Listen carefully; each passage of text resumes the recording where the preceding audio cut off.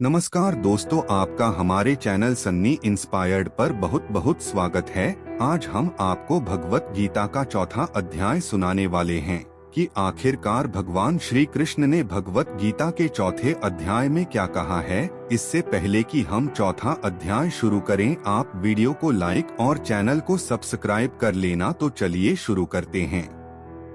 चौथा अध्याय का नाम है ज्ञान योग। भगवान श्री कृष्ण अर्जुन से कहते हैं, मैंने इस अविनाशी योग को पहले सूर्य विवस्वान को बताया था। सूर्य ने इसे मनु को बताया और मनु ने इसे इक्ष्वाकु को बताया। इस प्रकार से यह ज्ञान परंपरा से प्राप्त होता आया है और राजर्षियों ने इसे जाना है, लेकिन समय के साथ यह योग ज्ञान नष्ट हो गया है।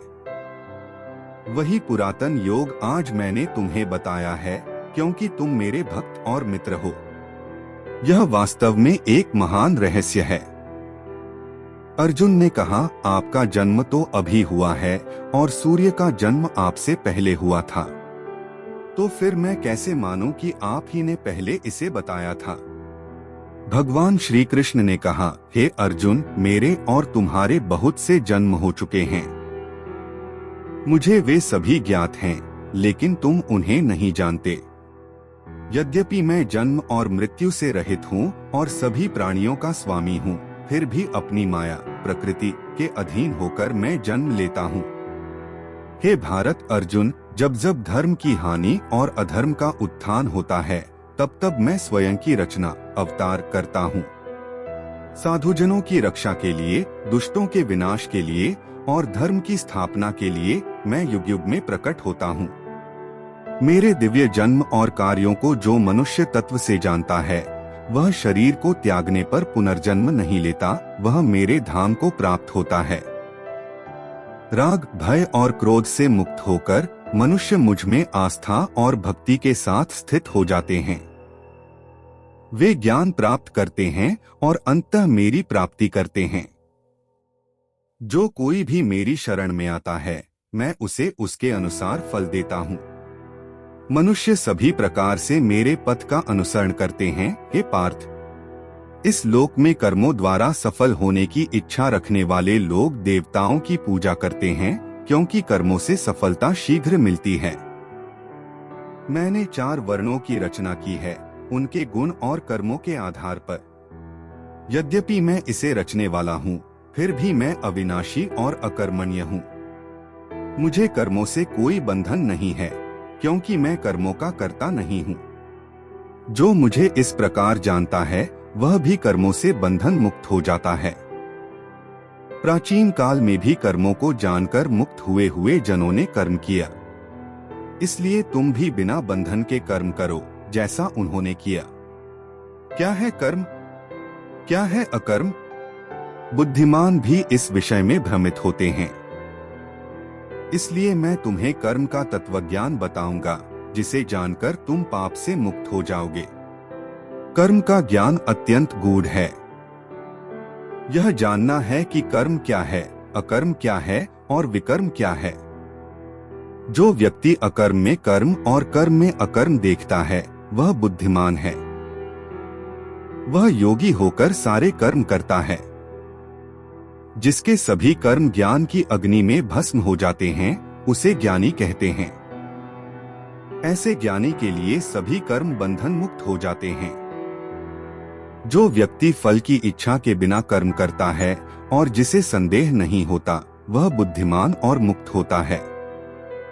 उसके लिए कर्म कोई बंधन नहीं बनाते। जिसका मन और इंद्रियां वश में हैं, जिसने सभी प्रकार के संदेह त्याग दिए हैं और जिसने अपने आप को आत्मज्ञान में स्थिर कर लिया है, वह ज्ञानयोगी कर्मों में लिप्त नहीं होता। जो व्यक्ति संतुष्ट है, चाहे जो भी प्राप्त हो, जिसने द्वंद्वों को जीत लिया है और जिसे किसी भी प्रकार का द्वेष नहीं है, वह स्थिर बुद्धि होकर कर्म करता है।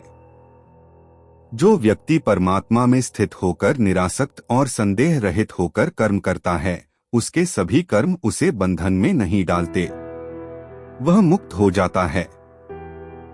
जिसे ब्रह्मा परमात्मा ही अर्पण करने योग्य है, ब्रह्मा ही अर्पण करने वाला है और ब्रह्मा ही अग्नि और आहुति है, वह योगी ब्रह्मा में स्थिर हो जाता है। कुछ योगी देवताओं को यज्ञ में अर्पण करते हैं, जबकि अन्य योगी यज्ञ रूप में यज्ञ को ही अर्पण करते हैं। कुछ लोग इंद्रियों को यज्ञ में अर्पण करते हैं, जबकि अन्य योगी इंद्रियों के विषयों को इंद्रियों में अर्पण करते हैं। कुछ लोग सभी इंद्रियों और प्राणों के कार्यों को यज्ञ में अर्पण करते हैं, जो आत्मसंयम में स्थित होते हैं। कुछ लोग धन, तपस्या और योग के अभ्यास से यज्ञ करते हैं, जबकि अन्य योगी स्वाध्याय और ज्ञान के यज्ञ में स्थित रहते हैं। कुछ लोग प्राणायाम यज्ञ करते हैं, प्राण और अपान को नियंत्रित करते हुए प्राणायाम करते हैं। सभी यज्ञ के ज्ञाता पापों से मुक्त हो जाते हैं और ब्रह्मा को प्राप्त होते हैं। यज्ञ का अमृत प्राप्त करके वे परम शांति प्राप्त करते हैं। हे अर्जुन, जो यज्ञ नहीं करते वे इस लोक में सुख नहीं प्राप्त करते, तो फिर परलोक की बात ही क्या करें। इस प्रकार विविध प्रकार के यज्ञ वेदों में विस्तार पूर्वक वर्णित हैं। सभी यज्ञ कर्मों के रूप में ही संपन्न होते हैं, यह जानकर तुम मुक्त हो जा। ज्ञान यज्ञ सभी यज्ञों से श्रेष्ठ है, क्योंकि सभी कर्म ज्ञान में ही पूर्ण होते हैं। ज्ञान को गुरु के पास जाकर विनम्रता और सेवा भाव से प्राप्त करो। गुरु तुम्हें ज्ञान प्रदान करेंगे, क्योंकि वे सत्य के ज्ञाता हैं। जब तुम ज्ञान प्राप्त कर लोगे तो तुम कभी भी मोह में नहीं पड़ोगे और तुम देखोगे कि सभी प्राणियों में एक ही आत्मा परमात्मा है और तुम स्वयं ही मुझे देखोगे। चाहे तुम सबसे बड़े पापी हो, ज्ञान रूपी नौका तुम्हें पापों से पार कर देगी। जैसे अग्नि ईंधन को भस्म कर देती है, वैसे ही ज्ञान की अग्नि सभी कर्मों को भस्म कर देती है। इस संसार में ज्ञान के समान कोई भी पवित्र वस्तु नहीं है। जो व्यक्ति योग में सिद्ध होता है, वह समय के साथ अपने भीतर से ही इस ज्ञान को प्राप्त करता है।